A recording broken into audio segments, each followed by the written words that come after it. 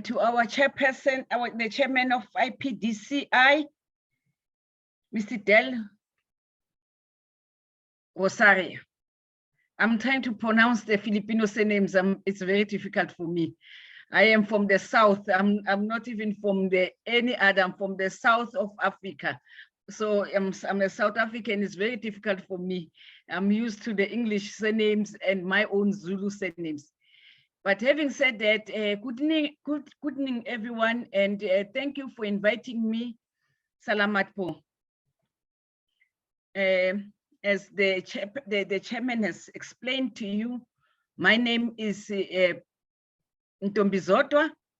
Ntombizodwa in my name means girls only. It's a Zulu name. And Bartinah, it's my English name. As you all know, the colonizers insisted that we must have what they call Christian names. And then Radebe is my family surname, and Netshitenzhe is my marriage surname. We are allowed to do that in South Africa, to have a double barrel surname. If you feel like keeping your own mother's surname, you keep it. We keep it because at the same time, we pay heritage to our own families who've suffered and raised us. We always think that we don't want to forget that we are also part of their offspring, and we are successful because of them, precisely because of our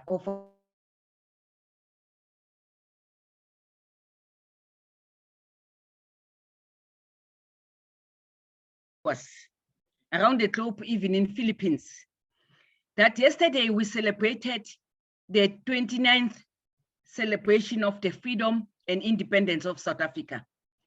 And we celebrated actually yesterday the 30th anniversary between South Africa and Philippines bilaterals, diplomatic bilaterals. It did give us a pleasure to say we have walked this journey, because we started setting our mission.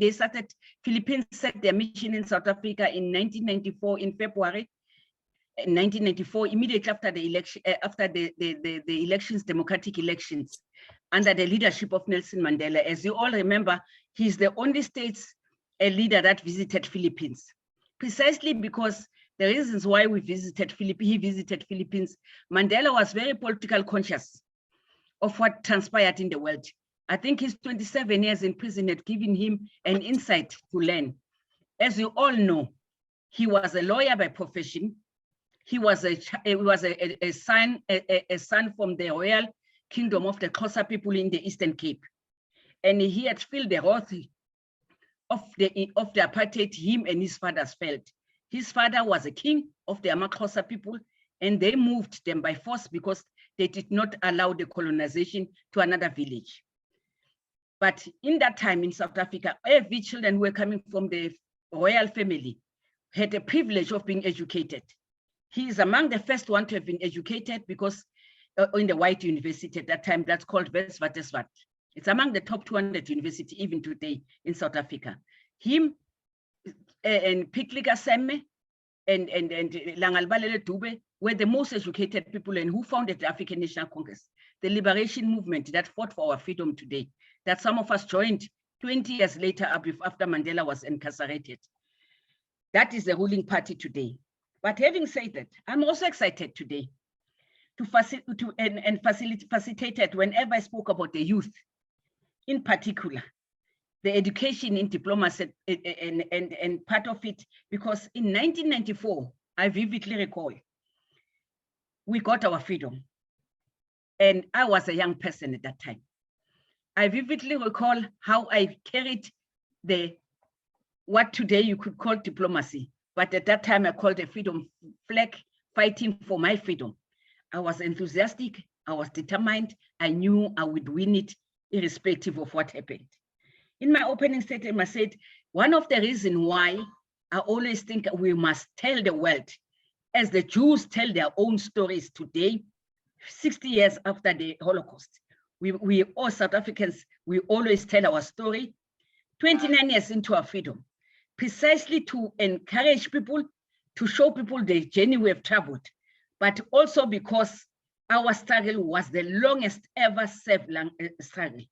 We had served over 60 years fighting for our freedom and liberation. We had support from the Southern Africa, we had support from our friends in Europe, It was supposed from our friends that today people do not want us to recognize them.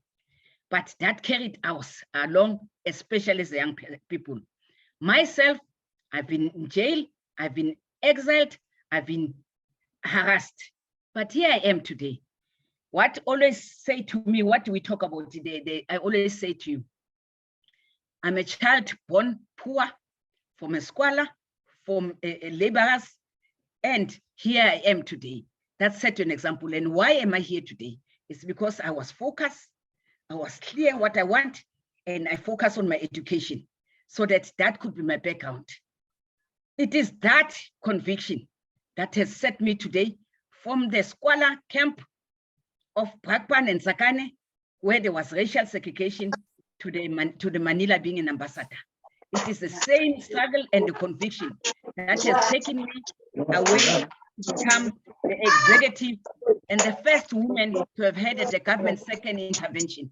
Precisely because government had recognized that I understand poverty issues, underdevelopment, and unemployment. And I raise the issues of promotion of the SME in my private life. It is the experience that I'm able to share with you today. And I said to you, I stand today that I broke the silence of poverty. I broke the silence in my family. In my area, I set up an example. It is, as you all know, the poverty is inevitably, you end up being, it does not come out of the family easily. They say it's a cycle. It goes to, if you don't develop people, it goes to the next generation. And today, I'm able to stand here and say today I broke that cycle. I have doctors in my family as my children. I've got actuarial science in my family. I've got computer engineers in my family. I've got computer science in my family. And that shows how far the education system, and as we empower people, especially those who are vulnerable, those who are poor, we will be taking our country in another trajectory of development. So I think, Mr. Dolsari, I did not take a lot of your opening remarks, but I was just sharing my brief story. But my compassionate about the young, as I said, that I was a young kids who ran around the street fighting the apartheid government, which was a very armed and powerful government in the whole of Africa, and if not in the whole of the world. But we managed to overcome that precisely on one thing, only one thing: diplomacy. We were clear as the liberation movement that what is it that we are going to do? I said to people, we had we have adopted 4 pillars when we were fighting in our struggle.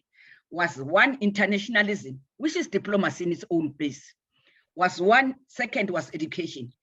Third was isolation of the apartheid regime. And fourth was mass mobilization. In the mass mobilization, we also used armed struggle as a last resort.